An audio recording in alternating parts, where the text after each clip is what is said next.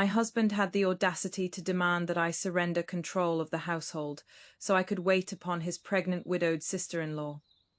I smiled, handed over the household tally, and ordered my servants to remove every piece of Huangguali furniture from the main hall. Hey, my beautiful besties, welcome back. Today, our heroine has spent 3 years funding her husband's household, balancing its accounts, and quietly keeping everyone comfortable, only for that same husband to suddenly decide she needs lessons in how a proper wife should behave. The story begins, including the chair his precious sister-in-law was sitting on. When Xie Chang'an helped his supposedly too delicate to fend for herself sister-in-law into the main hall, I was still seated at the accounts table with a vermilion brush in hand, trying to fill yet another bottomless hole in the Xie household's monthly expenses. The curtain lifted, carrying in a gust of cold air. He supported her with exquisite care, one hand hovering protectively at Lu Ruheng's elbow, as though she was some priceless porcelain treasure that might shatter if the wind breathed too hard. She wore a pale lotus-colored satin cloak, trimmed at the collar with soft white rabbit fur. Her eyes were lowered, her face wan, and every step seemed to cost her a fragile breath. I recognized the cloak. At the beginning of the previous winter, Father had sent me 6 bolts of the finest soft satin from our weaving houses in Jiangnan. I had found the color too tender for my taste and left them untouched in my storeroom. A few days ago, the steward had reported that old Madame Xie wanted 1 bolt. I had thought nothing of it and agreed. So this was where it had gone. Xie Chang'an did not ask whether I was cold in my thin robes. He did not ask why I was still bent over an abacus when dusk had nearly fallen. The first words out of his mouth were delivered with the lofty certainty of a magistrate passing judgment. Jiayi, beginning tomorrow, you will go to sister-in-law's courtyard at dawn to pay your respects. My fingers stopped on the page. What did you say? She carries the only bloodline my elder brother left behind. Nothing can be allowed to happen to her. Xie Chang'an looked straight at me, his tone leaving no room for refusal. Her appetite has been poor, and she has not been sleeping well. As the younger brother's wife, you ought to show greater devotion. I looked at him quietly, at the face I had loved for 3 years. And for the first time, it seemed unfamiliar. What else? Perhaps my calm made him think I had yielded. Some of the guardedness left his eyes. You will also take your evening meal in her courtyard. She is heavy with child and should not rise often, so you can serve her dishes at the table. If she feels unwell at night, send the 2 most capable maids from your own rooms to attend her. I gave a small nod. Anything else? Right on cue. Liu Ruheng tugged gently at his sleeve. Her voice was so soft it might have been spun from warm honey. Chang'an, please, enough. Your wife was raised as a cherished daughter. How could she know the rough work of serving another? I am only staying here for a time. I would feel dreadful making her suffer on my account. Xie Chang'an's brows drew together at once. You are carrying the heir of the eldest branch. Anyone may be inconvenienced, but you must not be. Then he turned back to me with the air of a man granting me a favor. There is one more matter. Hand the household seal and expenditure tallies to sister-in-law today. The room went dead silent. Behind me, Nanny Chin lifted her sharp old eyes. I set down my vermilion brush and slowly closed the thick ledger. You want Madame Liu to run the household? Xie Chang'an first frowned at the way I had addressed her simply as Madame Liu. Then he drew himself up and answered with strained patience. She is your elder sister-in-law. All the more reason she should avoid suspicion, is it not? She is family. What suspicion could there be among family? I nearly laughed. Family. What a splendid word. 3 years earlier, when the Xie clan had been so poor they could not afford to repair the leaking roof of their ancestral house, I had believed that word too. When Xie Chang'an travelled to the capital for the imperial examinations, my father paid his expenses. When he placed well and received a post in the capital, the Xie family had no money to maintain the dignity of an official household, so I paid to repair the residence, replace the shabby furniture with rosewood, and hire more than a dozen servants. When he attended his first banquet with fellow officials and complained that his old robes looked embarrassing, I had the seamstresses from my family's silk shop work through the night to make him 2 new cloud brocade gowns. Even the smokeless silver thread charcoal old Madame Xie burned day and night. Each winter came from shops under my name, delivered month after month without fail. Back then, I never counted such things. I believed husband and wife were one body, sharing honor and hardship alike. Only now did I finally wake from that dream. Some people drink from your veins for so long that gratitude never crosses their minds. In time, they simply decide you were born to be bled for them. I slowly lifted my eyes, sharp as a drawn blade. Zichang'an, are you saying Madame Liu understands the rules of the Xia household better than I do? Naturally, she married into the Xia family before you did, and Mother has always trusted her. Good. I leaned back and held out one hand. Nanny Chin, bring me the register. She was prepared. With brisk efficiency, she lifted a thick volume bound in dark red wood from a box and placed it respectfully in my hands. Si Chang'an's frown deepened. What is that? Rules. I opened the first ink-scented page. You wished to teach me rules, did you not? Then let us begin with the first one. 4 Huangguali horseshoe back chairs for the main hall. Dowry property of Shen Jiayi. Lu Ruheng went visibly rigid. I tipped my chin toward her, almost smiling. Sister-in-law, do stand up. That chair belongs to me. If you intend to teach me how to manage the Xia household, surely you should not do it while sitting on my dowry. The blood drained from her face. She rose awkwardly. Younger sister, what do you mean by this? Si Chang'an's expression darkened at once. Shen Jiayi, stop this nonsense. I did not spare him so much as a glance. I lowered my eyes and continued reading. 1 long rosewood table, dowry property of Shen Jiayi. 2 sets of celadon teaware. Dowry property of Shen Jiayi. 1 woven carpet from the western regions. Dowry property of Shen Jiayi. I turned a page. 1 canopy bed in the east courtyard, 1 dressing table, 4 folding screens, 2 day beds, all dowry property of Shen Jiayi. Each time I finished an item, Nanny Chin answered in a strong, clear voice. Correct, with every line. Xie Cheng'an's face grew darker. I snapped the register shut. A moment ago, you grandly declared that you would clear the east courtyard so Madame Liu could rest there during her pregnancy. Let me make this plain, even the most unremarkable blue and white vase in that courtyard belongs to the Shen family. Lord Shi, what exactly were you planning to clear out with? His chest heaved. After a long moment, he forced out a pompous answer polished to sound like virtue. You are already married into the Xia family. Of course your dowry should be used for the good of the household. Must husband and wife truly divide every coin so coldly? I looked at his furious face and found the whole thing absurd. When he spent my silver, he preached that husband and wife were one. When he wanted my authority, he preached respect for seniority. When I was the one expected to swallow humiliation, he suddenly remembered all the sacred rules a proper wife ought to obey. The Xia family had found a doctrine for every occasion, provided every doctrine profited them. Nanny Chin, this servant is here, my lady. Explain carefully to Lord Xia whose name my dowry bears. Nanny Chin stepped forward. Her voice was not loud, but every word struck the floor like a hammer.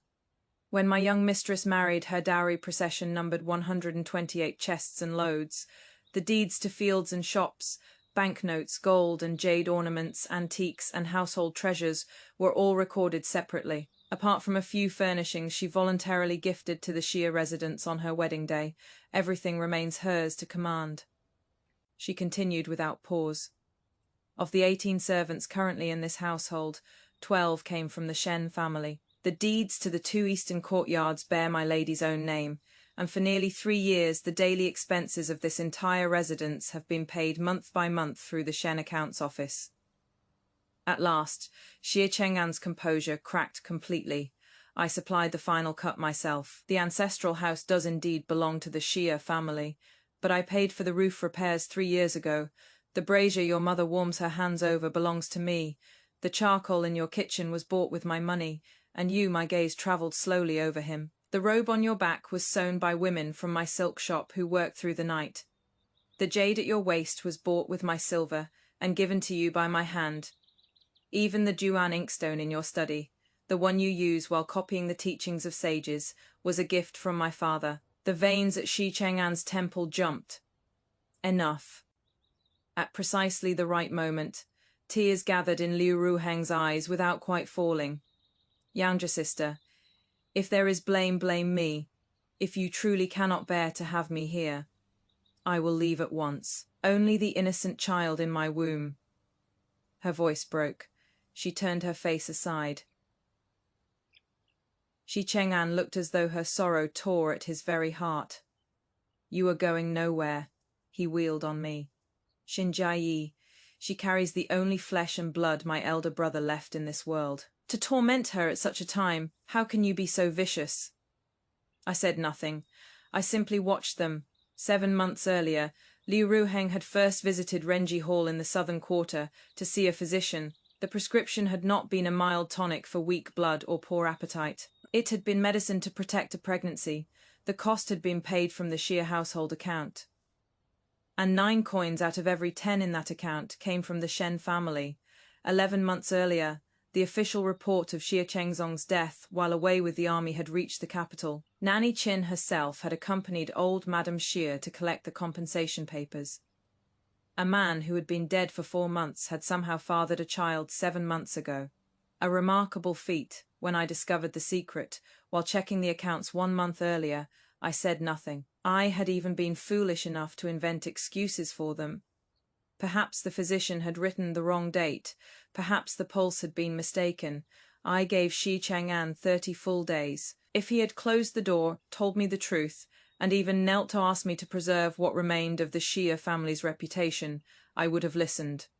But he did not. Instead, today he personally escorted Liu Ruoheng into my hall, ordered me to bow to her morning and evening, commanded me to serve her meals, and expected me to place the household authority into her hands. The last shred of self-deception I had called marital affection scattered with that winter wind. I lifted my celadon cup and took a sip of tea long gone cold. The bitterness slid all the way down my throat. Shi Chang'an, you asked what I intend to do. I will tell you plainly, I want nothing. He froze. I met his eyes.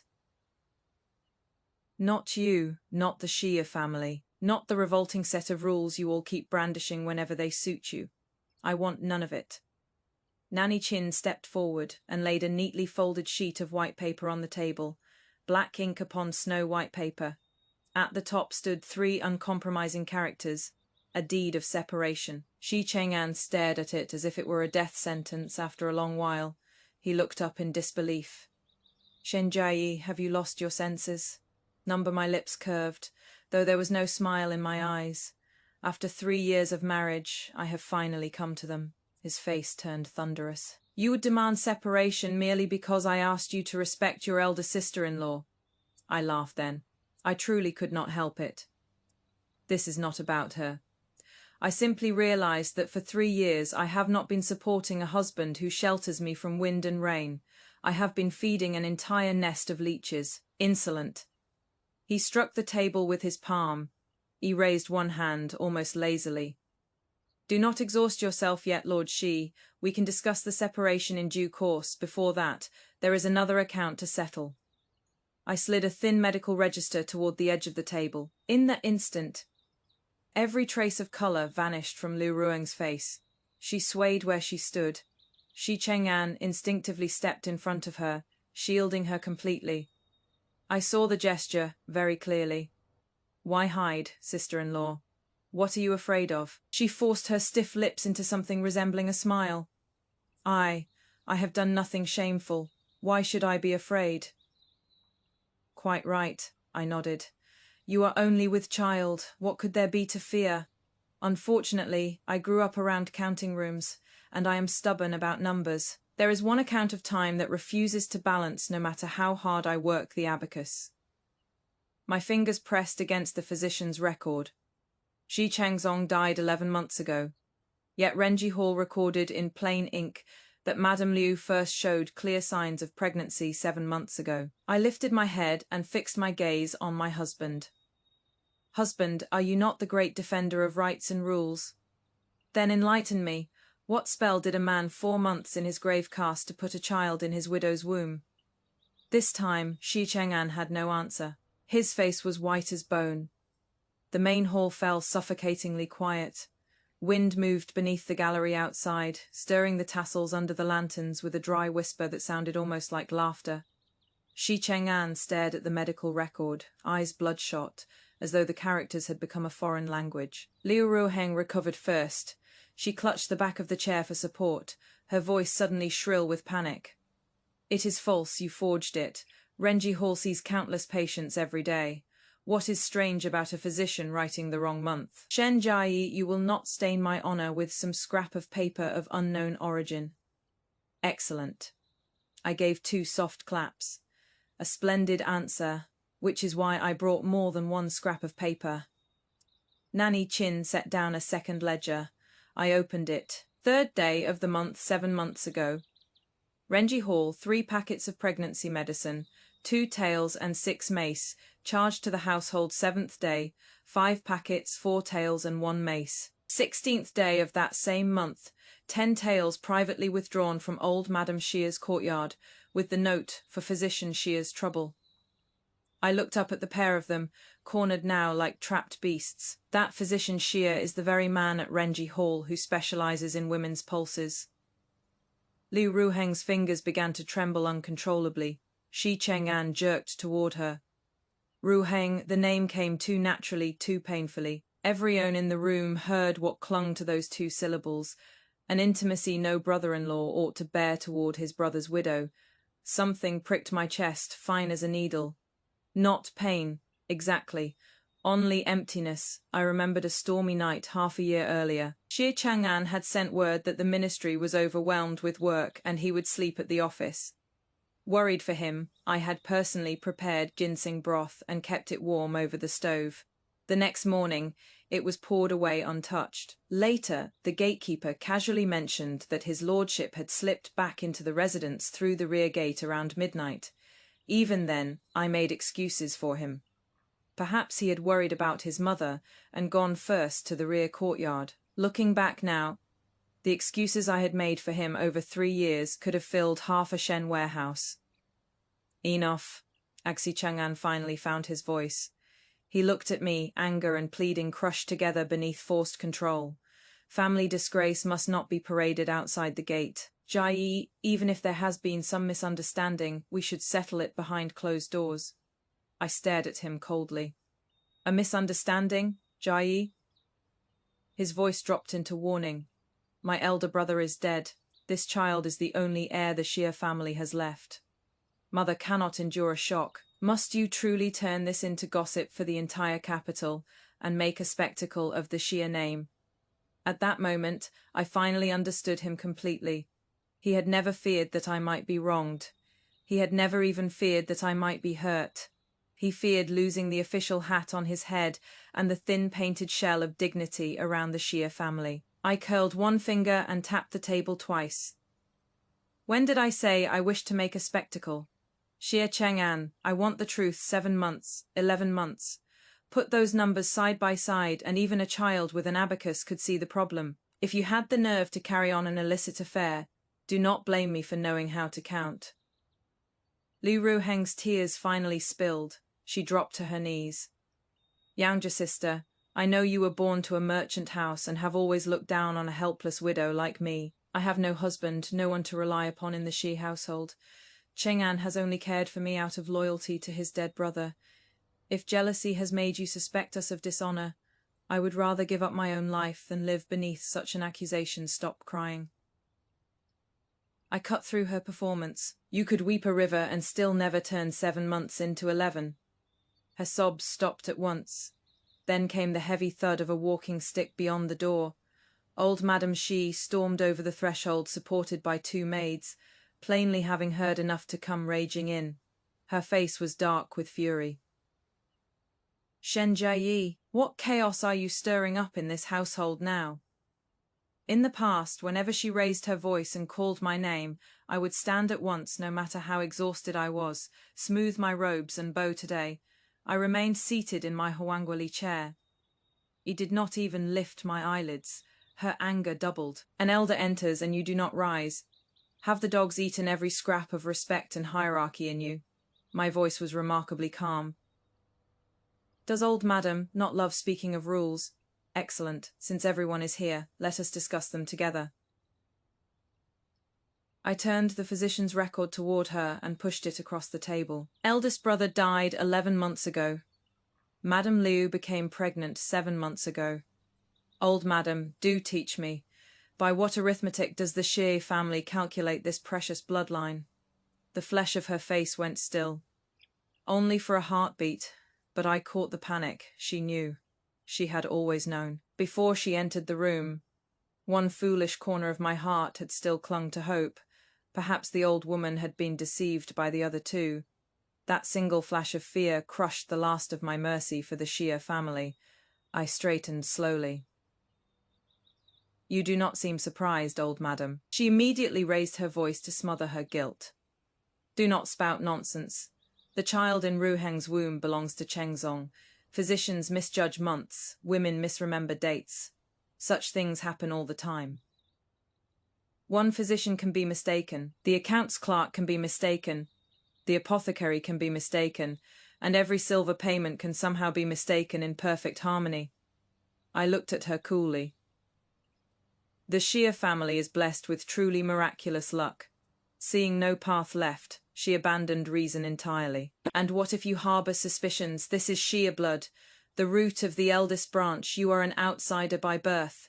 You have no right to point your finger at it. Her shamelessness almost delighted me. What noble Jiayi blood indeed. Nanny Chin, bring out our third gift for old madam's inspection. This time, her expression collapsed. From the bottom of the box, Nanny Chin drew a slightly yellowed sheet of paper. It had once been crumpled, and a bright red thumbprint stained the bottom. Half a month ago, while the Shen counting house was closing last year's books, we found an unexplained withdrawal of 50 tales. My voice stayed even. Each word honed sharp. The person who collected it was Madame Zhao, your most trusted attendant. I let the silence tighten. Nanny Chin went to ask her a few questions. At first, Madame Zhao's mouth was shut tighter than a treasury lock. Eventually she spoke. The 50 tales went to Renji Hall, not for medicine but for silence. Physician Xie was paid to alter the month recorded at Madame Liu's first pregnancy examination. Xi Cheng'an spun toward his mother. Mother, for the first time that day, genuine horror broke through his face. Old Madame Xi shook with rage and pointed at me. You dare treat the ravings of a low servant as evidence. Of course I would not trust a servant's word alone. I unfolded the confession. This is Madame Zhao's written statement, marked with her own thumbprint. The fact that I did not have her dragged into this hall in ropes is the last shred of dignity I have chosen to leave you. Old Madame Xi's lips trembled violently. No answer came. I sighed and turned over the final card in their little game. To preserve the so-called heir of the eldest branch, and more importantly the Jiayi family's reputation, you decided to pretend nothing was wrong. You meant to place this illegitimate child under your dead elder son's name. As for who his true father is, so long as everyone agreed not to speak of it, you would simply make yourself blind and deaf. I paused. And what of me? My smile widened. My eyes did not warm. Jiayi was expected to go on playing the greatest fool under heaven. I was to pour the Shen family's silver into supporting this faithless pair and buy fields for a child whose own father dared not claim him. Perhaps when he grew older, his grateful aunt by marriage would even receive a plaque praising her virtue. I looked from old Madame Xie to my husband. Old Madame Xie Cheng'an, your abacus is rattling so loudly, my father in Jiangnan can probably hear it. Humiliation finally burned away the old woman's restraint. She raised her walking stick to strike the table. Insolent wretch. I moved faster and swept the tea set out of reach. Her arm froze in mid-air. Behind me, Nanny Chin lowered her head, but I could see her shoulders shaking with suppressed laughter. Old Madame Xi's face shifted from red to white and back again before she ground out her final threat. Shen Jiayi, do not forget that you have been a Jiayi wife for 3 years. A woman cast out of marriage is ruined goods. Walk back to your father's house tomorrow, and the spit of the whole capital will drown you. Then let them spit. I met her gaze without a ripple. I once cared about my reputation because I believed Shi Cheng'an was worth protecting. Now that I know the rot reaches his very core, why should I care what strangers say? Zi Cheng'an finally broke. Shen Jiayi, will you truly be so heartless? Will you leave yourself no road back, heartless? I tasted the word and found only sorrow in it. Zi Cheng'an, during the months when Madame Liu conceived this child, how many hot meals did you come home and share with me? Do you even remember? His lips moved, nothing came out. You said the ministry was auditing accounts and you were overwhelmed. I believed you and stayed awake preparing nourishing food. You said mother was ill and needed you at her bedside. I believed that too, and sent expensive tonics to her courtyard by the basket. You told me a merchant's daughter did not understand the manners of an official family and must learn to yield. I believed even that and swallowed every insult. I lowered my voice until only he and I could hear. I did give you chances to turn back. You chose to mistake my trust for stupidity and my patience for weakness. The strength seemed to leave him all at once. He collapsed into the chair. He turned away. Nanny Chin, ready the carriage. Invite the senior men of the Xia clan and bring the ward headman as witness. Old Madame Xi shrieked. You dare. I looked back at her. Why should I not? You just said this is a Xia family matter. Very well. Let the elders of the Xia clan gather beneath the eyes of their ancestors. We will settle this rotten account, my dowry, and this deed of separation in one clean reckoning. An hour later, 2 respected elders of the Xia clan and the ward headman sat in the main hall with faces like storm clouds. I did not throw open the gates for neighbors to crowd in and feast on scandal. I did not want street gossip. I wanted an ending, after the elders had read the medical records, and Madame Zhao's signed confession. Their faces grew uglier by the page when they looked at Shi Cheng'an again. The warmth they once reserved for a promising official was gone. Only disgust remained. Cheng'an. The eldest clan uncle sighed heavily. His voice filled the hall. If a breath of this matter escapes these walls, you will lose more than your official post. A century of the Xia clan's good name will be dragged through the mud with you. Zi Cheng'an sat hunched over, seeming to have aged 10 years in an hour. The elder continued. Separate from Madame Shen, old Madame Xi sprang up. No. If she leaves, how is this household supposed to? She stopped before the clan uncle's glare. Be silent. Have you not disgraced us enough? Madame Shen could have carried this filth straight to the capital prefecture yamen. The fact that she did not is the last cloth she has left over our shame. His decision came down like a judge's seal. Everything Madame Shen brought as dowry will be returned to her intact. The silver the Xia family has owed the Shen family over the past 3 years will be properly listed and repaid in installments. As for Madame Liu, he paused, his cold gaze settling on Liu Ruoheng, who had gone limp on the floor. At first light tomorrow, send her back to the Liu family. The matter of the child will be discussed by the elders of both clans. The last trace of blood left Liu Ruoheng's face. She scrambled toward Shi Cheng'an and seized his robe as if it were the last rope above a cliff. Cheng'an, say something. You swore beneath heaven that no matter what happened, you would protect me all your life. Every eye in the room cut toward them. Shi Cheng'an recoiled as though burned. He tore his sleeve from her grasp and stepped away. Do not speak such outrageous nonsense. When did I ever make such a shameful promise? Li Ruheng stared at him, one hand still frozen in the air. I watched them turn on one another and suddenly found the entire spectacle tedious. 7 months of stolen affection, secret vows, and all those nights they had dressed up as undying devotion had reached the first moment when either one had to pay a price. Their grand love proved thinner than cicada wing zone touch.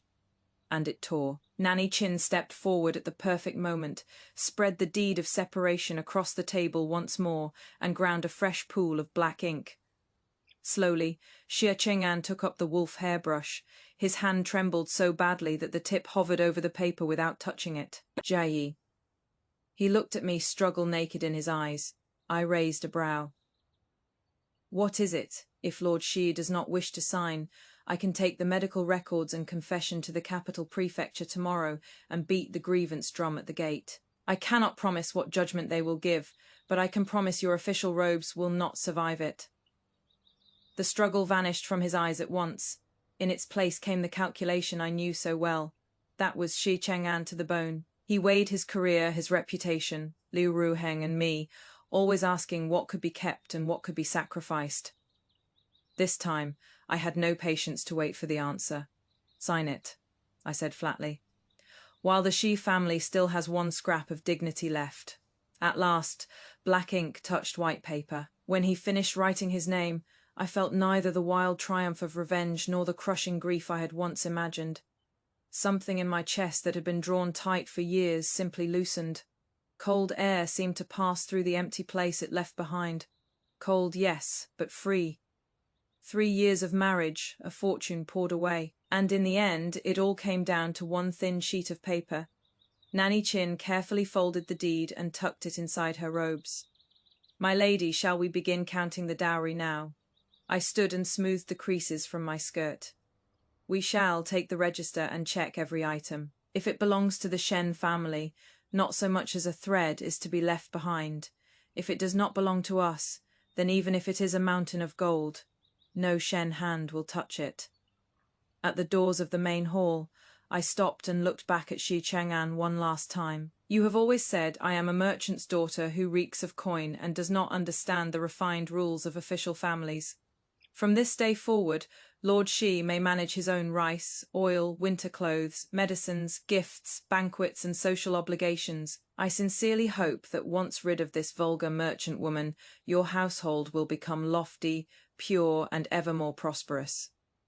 His face turned white as paper. That day, 17 large wagons rolled out of the Shia residence loaded with my belongings. That is no exaggeration. As the dowry register was checked line by line, even I was startled by how much of that grand household had come from me. The huangguali tables and chairs in the main hall, the canopy bed in the east courtyard, bolts upon bolts of silk in the storerooms, the full set of fine porcelain in the kitchen, even the 2 soft Jiangnan silk quilts old Madame Xia slept beneath each night. All of it was Shen property. Each time Nanny Chin called out another item, a face in the Xia family twitched. I did not scream. I did not overturn tables. I certainly did not order anyone to strip the robe from Xia Cheng'an's back, although I had paid for that too. That would have been beneath me. I simply sat nearby and watched my possessions leave the house one by one, properly wrapped, counted, and loaded. At first, old Madame Xia raged in her rooms without pause. She called me cold-blooded, arrogant, a bully hiding behind my father's wealth. She cursed the Shen family for being vulgar merchants incapable of raising a gentle, obedient daughter-in-law. Nanny Chin grew so furious she rolled up her sleeves to go answer the old woman herself. I caught her wrist. Let her curse. Words cost no silver. The Shi household will have to tighten its belt from now on. It would be cruel to deny her one of the few amusements still free of charge. Nanny Chin burst out laughing. From the inner rooms came a strangled sound. Old Madame Xia nearly fainted from rage. I, however, had never felt calmer. In the past, a single cutting remark from her could keep me awake half the night wondering what I had done wrong. Once I stepped outside that cage, I finally saw those words for what they were. Just a gust of wind, and they were gone. By the time the 3rd wagon was being loaded, Xia Cheng'an finally came after me. "Jiayi." I was checking the last storeroom inventory and did not lift my head. "What?" He stood in silence for a long time. Then his gaze settled on a piece of furniture being carried past. His throat worked. The broad desk had been my birthday gift to him during our 1st year of marriage. He had only just entered the ministry then, and often worked late over official papers. I thought his old desk too narrow and too low, so I paid the finest carpenter in the capital to make a new one from premium rosewood. At one corner was a tiny carved orchid, based on a pattern I had drawn myself. When I gave it to him, he ran his fingers over the grain and said, "I like it very much." "Give me a reason," I said. He seemed surprised that I had not agreed at once. After a long pause, he said quietly, "I have used it for 3 years. I am accustomed to it." Accustomed. The word was almost funny. He was accustomed to the broad desk, accustomed to the tea I kept warm beside his lamp each night, accustomed to my silence before his mother, accustomed to watching me pour fistfuls of dowry silver into the holes his family could never fill. He had named every act of taking a habit, and forgotten that behind every habit stood another person giving until her hands were empty. I marked the item off the register with one clean stroke. It is mine. Embarrassment flashed across his face. We were husband and wife for 3 years. Must you truly be so absolute? Will you not leave even one old thing for the sake of what we once shared? Zi Cheng'an. I looked directly into the eyes that had once made me lose all good sense. I did leave something. I left affection. I left patience. I left 3 full years of my youth. That was long enough. Now I am taking back what remains. He had no answer. He stood there like a tree struck dead in winter that afternoon. Liu Ruheng's elder brother arrived with a face of iron. To his credit, he observed every courtesy. The moment he saw me, he clasped his hands and bowed deeply. Lady Shen, what happened today is a disgrace to the Liu family. We failed in our duty to teach our own. I did not use the chance to humiliate Liu Ruoheng. I stepped back and returned half the bow. What happens within the Liu household is for your family to decide. My separation from the Xia family is complete. From this day onward, whom they marry, whom they cast off, and what becomes of Madame Liu or Xia Cheng'an has nothing to do with the Shen family. As 2 older women half supported and half pulled Liu Ruheng toward the carriage, she suddenly twisted around to look at me. She stood beneath the worn stone steps, eyes swollen from crying, still wrapped in the pale lotus cloak that had first sharpened my suspicion. Shen Jiayi. For the first time, she dropped the fragile mask and called me by my name. You knew before today, did you not? I found out while checking the accounts a month ago. She bit her lower lip until it reddened. Then why did you say nothing? Was it amusing to watch me perform like a fool? I considered the question seriously, because I was waiting. She stared at me, waiting for what? For Xi Chang'an to tell me the truth himself. Her expression went blank. I continued, my voice even. After 3 years as husband and wife, I wanted to know whether he could be honest with me even once. Something complicated passed across Liu Rueng's face. Grief and mockery tangled together. After a long while, she gave a hoarse little laugh. He could not. Shen Jiayi, that man is selfish to the marrow. The person he loves most has always been himself. Then she climbed into the carriage without looking back. I did not stop her. I had no desire to learn which glance, which rainy night, or which whispered excuse had first carried them across the line. Some truths are so rotten that knowing the shape of them is enough. One need not put a hand inside. By sunset the final wagon was loaded. The Xia residence, once made splendid by my silver, stood half empty. The red lacquered gates were the same. The blue brick walls were the same. But the bones that had held up the family's dignity and display were gone. I stood beyond the gate and looked back for the last time 3 years earlier. I had entered those doors in an 8-bearer bridal sedan, followed by 128 chests of dowry stretching down the road in a river of red silk. Xi Chang'an had ridden at the front on a fine horse, young and proud. Half the capital had said Shen Jiayi was fortunate to marry upward into an official family. I had believed it too. I had believed I had found a man to whom I could entrust the rest of my life. Now I was leaving with a long caravan of wagons. There were no drums, no wedding gongs, no red ribbons flying in the wind, yet my back felt straighter than it had on my wedding day. Nanny Chin lifted the carriage curtain and offered me her hand. My lady, let us go home. Home, the word struck somewhere behind my nose with sudden warmth. I had one foot on the carriage step when hurried footsteps sounded behind me. Xi Cheng'an stumbled out to the gate. Jiayi, I stopped, but did not turn around. He stood before the half-emptied residence, stripped of his usual calm and polished certainty. For the first time, he looked lost. You are truly leaving, just like that. I glanced over my shoulder. The deed of separation is written in black ink on white paper. If I remain, does Lord Xia intend to feed me? His mouth opened and closed. Regret had finally found its way into his eyes. Perhaps only then, staring at 17 wagons carrying away the comfort he had assumed would last for the rest of his life. Did he understand? I was not threatening separation to frighten him. I was not playing some jealous game in the inner household and forcing him to choose between two women. I truly no longer wanted him. I was discarding him as I would a cloth gone sour with rot. Jiayi. His voice trembled. If I had not asked you to surrender the household authority today, if I had not said those things, would we still have come to this? I turned fully toward him. You still do not understand. This was never about the household seal. It was never about one conversation. He stared at me.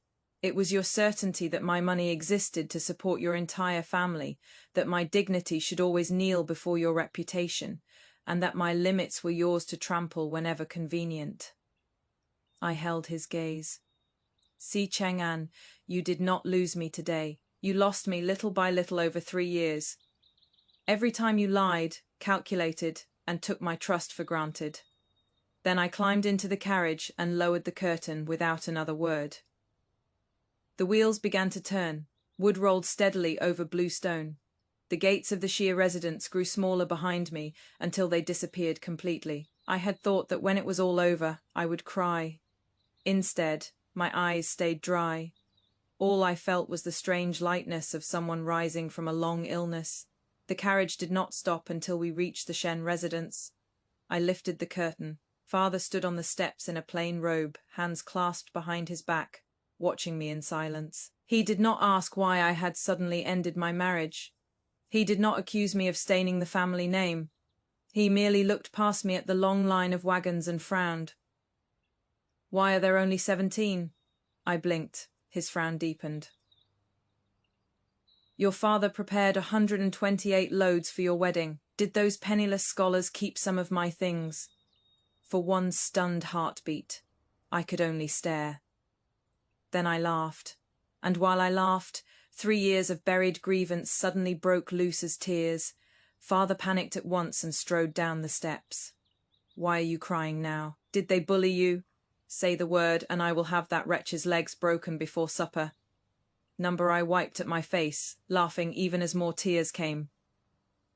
I only realized that I have spent 3 years living like the greatest fool in the capital. Father looked at me for a long moment, pain flickered behind his gruff expression. Then his rough hand came down firmly on my shoulder. Anyon, who does business, misjudges a deal now and then.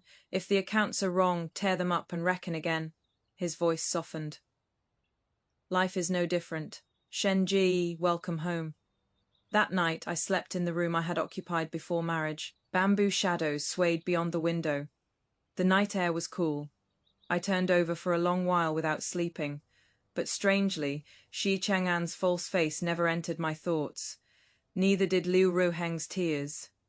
Instead, I found myself thinking about the year-end accounts for the Shen family's 18 shops. Before my marriage, whenever father tried to teach me bookkeeping, I had complained that ledgers were lifeless things. After walking through gates of that marriage and back out again, I understood something simple.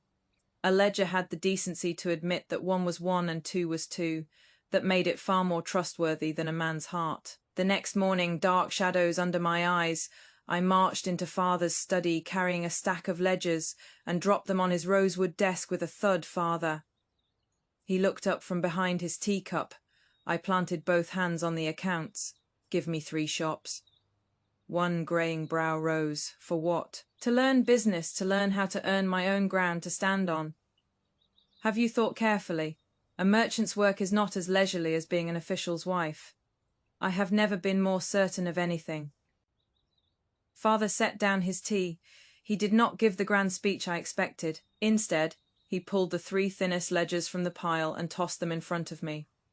1 silk shop in the eastern quarter, 1 tea shop in the south, 1 southern goods house in the western market. Those 3 posted the worst losses last year. I stared at the books. Could you not give me 2 profitable shops to practice on first? Father blew lazily across his tea. A shop that makes money while its master sleeps could be run by a dog tied to the doorpost. Did you not say you wanted to learn something real? I drew in a long breath and gathered the 3 troublesome ledgers into my arms. Fine, watch me. As I reached the door, Father's loud laughter followed me down the corridor. Morning sunlight poured over the courtyard without restraint. For the first time, I truly felt that the rest of my life was not a patch of mud beneath my feet. It was new growth pushing through the earth. On the third day after taking charge of the 3 losing shops, I was given my first proper lesson. Shopkeeper Shu had served the Shen family for more than 20 years. He was well past 50 and carried his long service like a medal no one dared question. When I entered the silk shop, he led the clerks in greeting me with flawless courtesy. Yet, when I pointed to the ledger and asked what he intended to do with 40 bolts of autumn silk left unsold in the warehouse, his tone became that of an elder gently correcting an ignorant girl. The proprietor's young lady has only just taken charge. There are many twists in the market that you may not yet understand. The affairs of a shop are tedious. Perhaps it would be wiser to wait until Master Shen comes on his inspection before deciding. The proprietor's young lady every syllable was respectful. The meaning beneath them was not. You are the proprietor's daughter. Do not mistake yourself for the proprietor. I closed the ledger and did not argue. Very well, I smiled. If I am unfamiliar with the trade, I shall decide after I become familiar with it. A flash of satisfaction crossed his eyes. He clearly believed the pampered daughter of the house had retreated at the first obstacle. For the next 5 days, I issued no orders at all. Every morning at the appointed hour, I entered the shop, read old ledgers, checked the warehouse, asked about prices, questioned clerks, and watched who spoke to whom. On the evening of the 5th day, I called shopkeeper Shu into the back room and placed several purchase slips beside 3 years of old accounts. The cloth from Jiayi house is no better than its competitors, yet its purchase price has remained noticeably higher for years. And those supposedly unsellable autumn silks in our warehouse have a habit of being transferred after the season ends to your wife's younger brother's cloth shop at a steep discount. The teacup in his hand stopped halfway to his mouth. The accounts were not complicated. No one had simply bothered to look closely enough. When the same supplier was always expensive, and the same old stock always travelled cheaply to the same family-connected shop, 3 years of records left little room for pretty excuses. I did not waste time counting every stolen coin aloud. You have worked for the Shen family for more than 20 years. I respect your service. I do not respect the skill with which you have been digging silver out of our books. His face turned grey. At last, he went to his knees.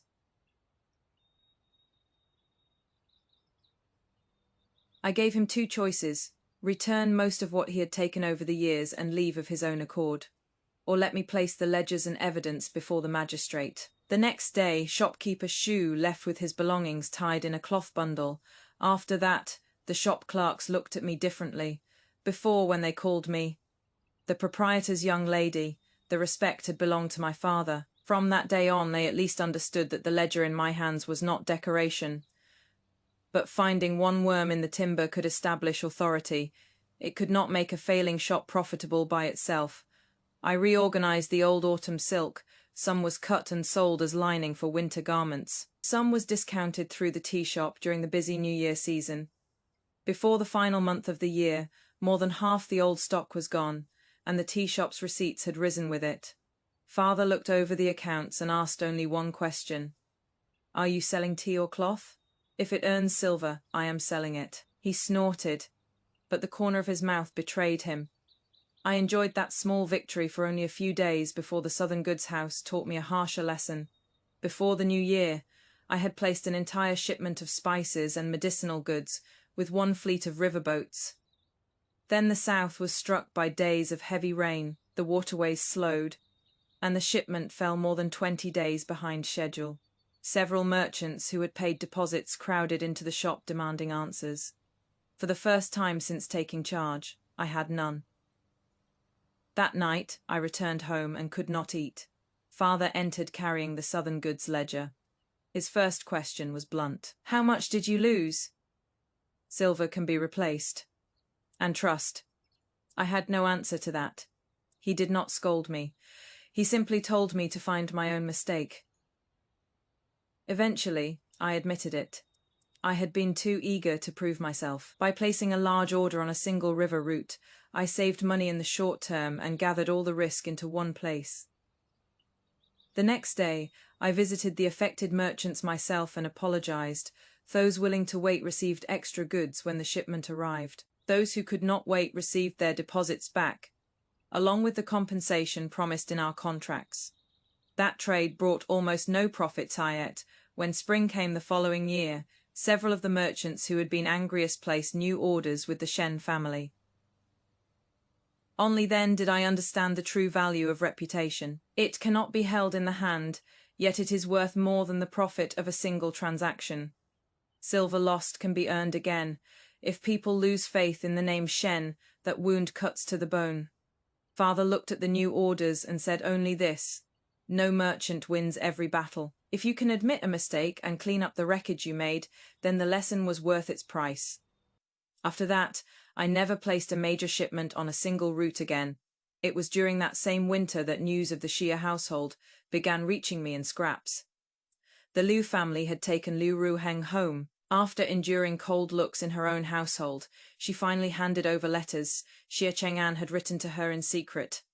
In them he had clearly promised that once the child was entered into the genealogy as the heir of the eldest branch, control of the household funds would be given to her. After that, there was no misunderstanding left to hide behind. Xi Cheng'an tried to save himself by shifting blame onto Liu Ruheng. Liu Ruheng, no longer willing to shield him, told the elders of both families exactly how they had conducted their secret affair. When Nanny Chin repeated the tale to me as gossip, I was checking the tea shop's receipts. I looked up only long enough to say, they chose their own road. Not long afterward, Xi Cheng'an's career began to fail as well. For years, many of the expenses required to keep up appearances in the capital had quietly been paid by Shen businesses. Once that silver stopped, and the scandal of our separation stained his reputation, his year-end official review went badly. He was first suspended. By the end of the following spring, he had lost his capital post altogether. There was no confiscation of property, no grand criminal case, no spectacular fall from a palace stair. The path to high office he prized above everything simply ended. Quietly, for years he had credited his rise to his learning and the dignity of his family line. Only after the Shen silver disappeared did he discover that banquets, respectable clothes, gifts, travel, and official friendships had never grown from thin air. Old Madame Xia's life fell with his. Once she had complained that even fine smokeless charcoal left ash. Now ordinary charcoal had to be measured carefully before it went into the brazier. Once the wives of officials had called often, flattering her over tea. Now no one came. She had spent half her life sneering at the vulgar smell of merchant silver. In the end, it was that same silver she despised that had held up the Xia family's entire appearance of refinement. Nanny Chin once asked me, "My lady, does hearing all this not please you?" I set down my tea and looked at the merchants coming and going outside the shop. Perhaps it would have, just after the separation. Now I have so many accounts to settle and goods to inspect that I have no spare hours to spend watching them. That very day, a new ledger arrived from the silk shop. The shop that had been losing money the year before had turned a steady profit that season. I stared at the numbers and understood something I had not known when I left the Xi gates. The satisfaction I truly wanted was never seeing how badly Xi Cheng'an could fall. It was discovering how far I could go once I stopped carrying him. By late spring of the second year, Father formally placed the heavy brass keys of the Shen family's central counting house into my hands. For perhaps the first time in my life, I hesitated to take them. "Did you not say I was only to manage 3 shops for practice?" "You managed them tolerably," Father said, glancing sideways at me. I stared. "Tolerably, that is all." His eyes widened. "What do you want? Shall your father hire the 8 Immortals restaurant for 3 days and nights and invite every merchant in the capital to praise you?" I snatched the keys and grinned. There is no need to spend quite so extravagantly. I could joke about it in daylight. That night, alone in my room, I laid the keys beneath the candle and studied them for a very long time. I had once carried a great ring of keys in the Xia household too, keys to storerooms, kitchens, rear courtyards. people had praised me then for being capable, virtuous, and so thorough that not a drop of water could slip through my management. Only now did I understand that all the competence I had burned myself to prove had been used to make other people comfortable. The keys in my hand now were different. They were cold, heavy, and they shone with the strange brightness of freedom. They opened my own life. As I closed my fingers around them, I remembered those years at the sheer residence.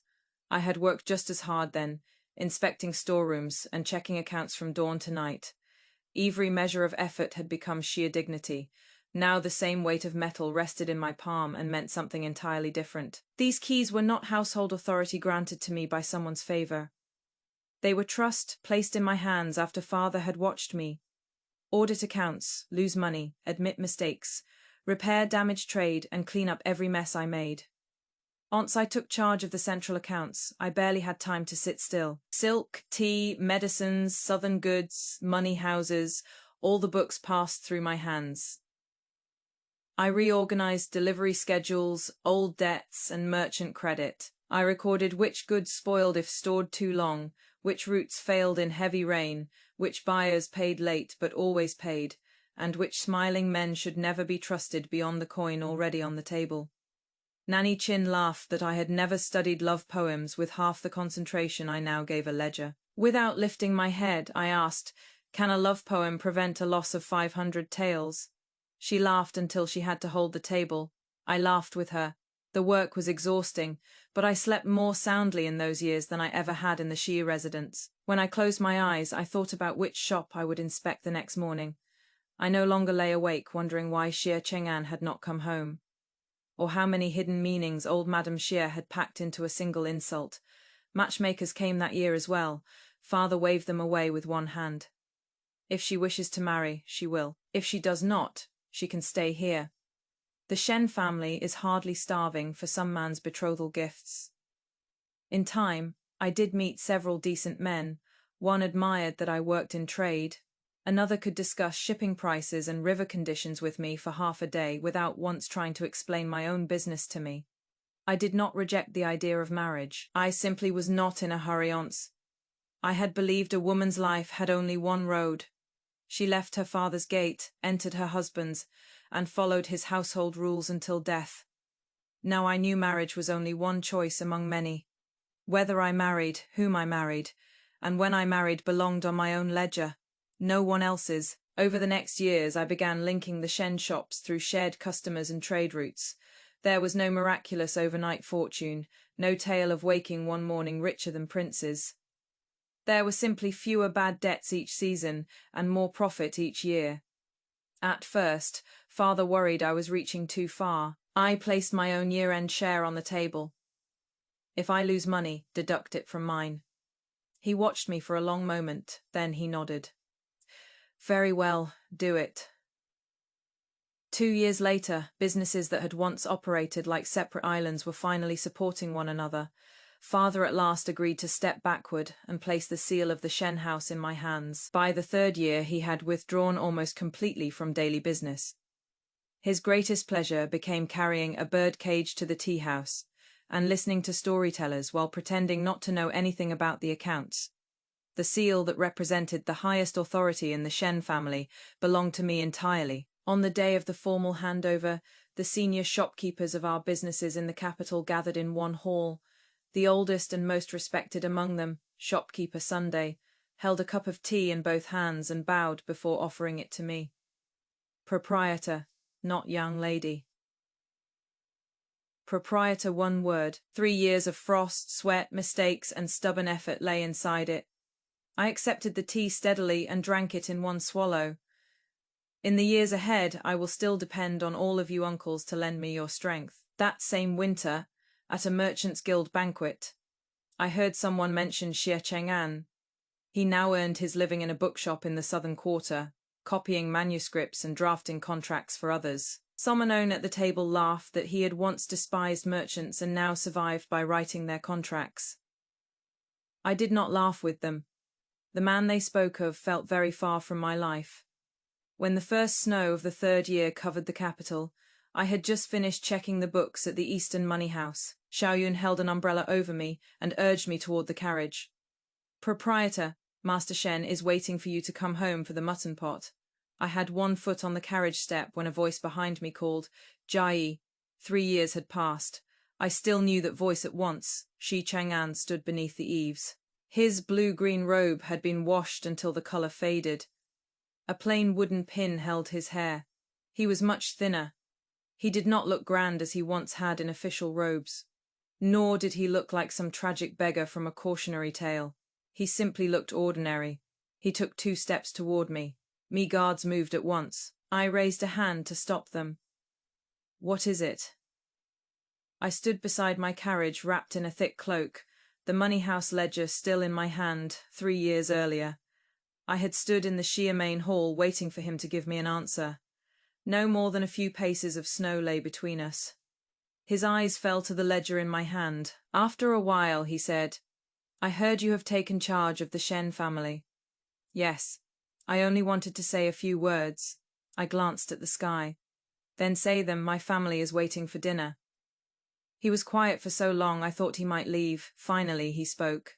3 years ago, I wronged you. I said nothing. He looked down. When I first lost my post, I blamed you. I thought that if you had not summoned the clan elders, if you had not taken every part of your dowry away, I would never have fallen so far. He gave a faint, bitter laugh. After years of copying books and drafting contracts for other men, I finally understood. Even if you had stayed and kept filling the holes in the sheer household, what I did would not have vanished. I chose that road I should bear where it led. I was surprised, not by his faded clothes. By the fact that a man who had once found someone else to blame for every failure could finally say, I chose it. Hard, he said those words 3 years earlier. I might have cried. I might have asked why he could not have understood sooner. Now, something in my heart moved only slightly, like wind turning a page in an old ledger already closed. He looked up. Jiayi, I regret it. I see. He stared at me. Is there nothing you want to ask? He swallowed. Whether there might still be a chance for us. Only then did I look at him carefully. Zi Chang'an, I gave you a chance once. You knew I was waiting for one honest sentence, and you chose instead to deceive me and use me. Snow fell more thickly around us. I tightened my fingers around the hand warmer inside my sleeve. After that, I made my own choice. I chose to stop my losses. I chose a life without you. I held his gaze. So no, there is no chance. The last fragile hope faded from his face. I remembered how he had once chased me to the she-gate and asked whether things would have been different if he had never tried to hand the household authority to Lu Ruheng. 3 years later, he finally understood that the problem had never been one tally or one afternoon. It was every time he had treated my yielding as his natural right. But understanding that lesson now changed nothing. It had arrived too late to deserve my return. After a long silence, he smiled bitterly. I suppose I already knew your answer. Then knowing is enough. I turned to climb into the carriage. He called after me once more. Jiayi, I did not turn. These 3 years, have you been well? My hand rested on the carriage door. I looked down the long street toward the lamps in the direction of the Shen residence and considered the question seriously. I check accounts every day, inspect goods and bargain with a pack of sly old foxes. I am certainly busy. Silence behind me. Then I laughed. But yes, I have been wonderfully well. The curtain fell. The carriage rolled forward over the thin snow. Xiao Yun asked softly, Proprietor, seeing him like that, does it not feel satisfying? I leaned back against the cushion. Once it would have. 3 years earlier, I had imagined the day Xie Chang'an might lower his head and admit he was wrong. Now that the day had come, I discovered that his regret pleased me far less than a clean ledger, a reliable trade route, or father's grudging little tolerable. True satisfaction was not watching another person fall. It was no longer needing to look at him in order to know that my own life was good. The carriage travelled farther and farther away. I did not lift the curtain for one last glance. Snow whispered against the roof. I was already thinking about 2 unsettled entries in tomorrow's money house accounts, and how father would complain that the mutton had overcooked if I came home too late. When the carriage stopped at the Shen residence, the rich smell of mutton broth reached me almost as soon as I entered the courtyard. Father was indeed in the main room, sitting before a bubbling copper pot. The instant he saw me, he scowled. "What took you so long? The meat is turning to leather." I met an old acquaintance on the road and exchanged a few words. I handed my snow-dusted cloak to a maid. "Who, Zi Cheng'an?" Father's chopsticks froze halfway above the pot. After a moment he demanded, "What did that wretch want?" He asked whether I had lived well these past 3 years. Father snorted. "And what did you tell him?" I sat by the brazier and stretched out my hands toward the warmth. I told him I am terribly busy and wonderfully well. Father looked at me for a moment. Then he dropped a chopstickful of mutton covered in sesame sauce directly into my bowl. "Good answer. The proprietor of the Shen house is so busy she had better eat more meat and keep her strength." I looked at the little mountain in my bowl and laughed under my breath.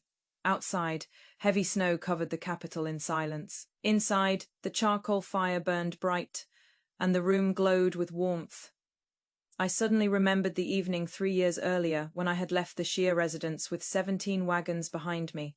At the time, I believed I had lost a marriage carved into my bones.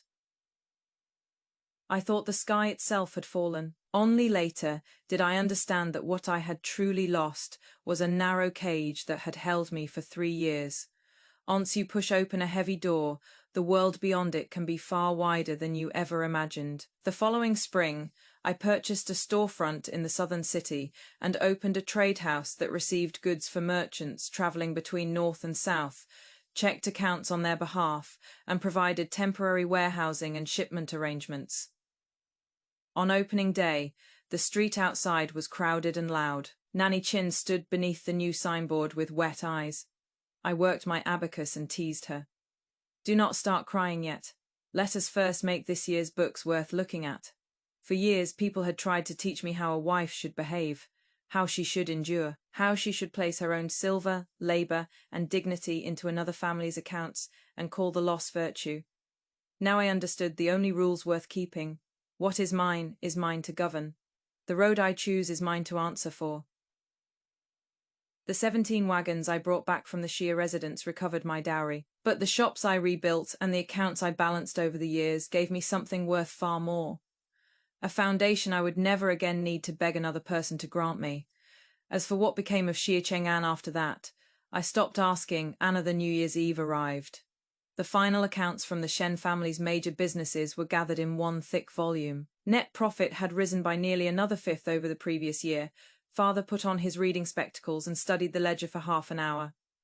At last, his face turning red with the strain of praise, he squeezed out 2 words. "Not bad."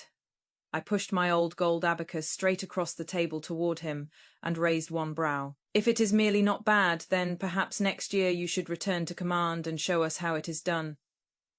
He recoiled from the ledger as though it had become a hot coal. "Ahem, your father is getting old. My back has been aching lately. Yesterday you were boasting that you could still mount a horse and inspect the estates beyond the city. Riding strengthens the body, accounts exhaust the spirit. Are those the same thing?" Nanny Chin stood nearby with a tray of sweets, shoulders shaking with laughter. I gave up all restraint and laughed aloud too. The sound rang through the bright hall and across the wide courtyard. In this house, no elder sat waiting for me to arrive before dawn and bow at her feet. No one demanded that I stand like a servant and place dishes into another person's bowl. No one dared point a finger at my face and tell me that a woman ought to make herself small enough to fit inside a man's shadow. Later, I sat alone in the broad, well-lit counting room with a blank ledger for the new year beside my hand. My vermilion brush, heavy with fresh ink, recorded the year's first real entry of silver received. Then I wrote the new date carefully at the top of the clean page. Without warning, I remembered a winter evening 3 years earlier, a rotten share ledger filled with deficits. Xi Cheng'an entering my hall with Lu Ruheng on his arm, full of righteousness and ready to teach me the Xia family's rules. Looking back, I almost had reason to thank him, if that absurd day had never come. If he had treated me just a little better, perhaps I truly would have remained bound by what I called affection, and spent years, perhaps decades, filling the Shia family's endless holes like a fool. So yes, perhaps I should thank him. Thank him for his cruelty, thank him for his greed, thank him for being selfish enough to push open the door of my cage with his own hands. Once that door opened, I finally saw the road outside. Me road I closed the old account in my memory and opened the new ledger before me. This time, I Shen Jiayi would reckon only the days that belonged to me, besties. I love that Jiayi's victory eventually becomes much bigger than taking 17 wagons of furniture back from a terrible marriage. 3 years later, she is no longer merely the merchant's daughter managing someone else's comfort. The senior shopkeepers bow to her and call her proprietor because she has earned authority over the Shen businesses through actual work, mistakes, recovery, and skill. And now, welcome to ELENA'S Cultural Corner, because today's cultural tea is all about the dowry and women's property rights. First, one important disclaimer. Chinese property customs changed significantly across dynasties, regions, and social classes. Jiayi's story is historical fantasy, so we should not treat every detail as one universal rule for imperial China. But there is a fascinating historical foundation beneath this plot. In Song China, women could possess substantial dowry property, and scholars have found that a wife's property could be understood as conceptually distinct from her husband's. In certain circumstances, she could even take that property out of the marriage after divorce or widowhood. Large dowries could therefore give elite wives meaningful economic independence inside the household, which makes Jiayi reading her dowry register aloud absolutely delicious. The chairs hers, the screens hers, the estates, shops, silver, servants, and even huge portions of the household expenses also tied to her resources. The story explicitly records that most of what she brought into the marriage remained hers to command. Think Bridgerton household politics, except Penelope suddenly opens a property ledger and announces, "Before anyone teaches me obedience, perhaps we should discuss who paid for the drawing room." And the best part, Jiayi eventually learns that financial independence is not merely about protecting what she already owns. It is about building something she earned herself. If you want to review today's cultural tea, I've put all the aesthetic notes down in the description box below, and tell me, besties, which would have been the first item you ordered onto those 17 wagons.